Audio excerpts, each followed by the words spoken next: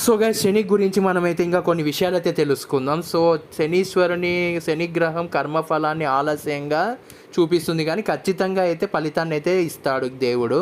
So ఆయనని శనీశ్వరుడు అని కూడా పిలుస్తారు. శని గ్రహం వచ్చేసి మనకైతే సూర్యునికి చాలా అంటే చాలా ఎక్కువగా శత్రువు అయితే ఉంటుంది. సో శనిగ్రహం శుభమా లేకపోతే అశుభమా అనేది కర్మపై ఆధారపడి ఉంటుంది. వాళ్ళు చేసిన కర్మపై వాళ్ళ ఆ శని అయితే మనకి పనిష్మెంట్ అయితే ఇవ్వడం అయితే జరుగుతుంది. సో ఆయన కళ్ళల్లో చాలా అంటే చాలా దివ్యమైన శక్తి అయితే ఉందని అయితే అందరూ గ్రహిస్తూ ఉంటారు. శనిదేవుని దృష్టి సుడిగాలి లాంటిది, ఏదైనా మార్చగలదు. విపుల వృక్షం కింద ఆయననైతే పూజించడం జరుగుతుంది.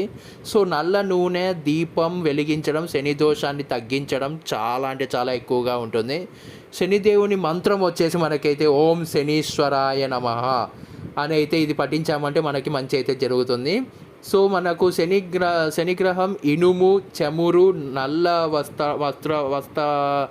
వస్తువులు మనమైతే వస్త్రాలు వేసుకుంటే చాలా మంచిది. ఇస్తారు దేవుడికి, అది కూడా ఇస్తారు. సో శనిదేవుని పూజతో కర్మశుద్ధి జరుగుతుందని చాలామంది అయితే నమ్మడం అయితే జరుగుతుంది. శని దోషం నివారణకు హనుమాన్ని పూజని చేయమని అయితే చెప్తారు చాలామంది.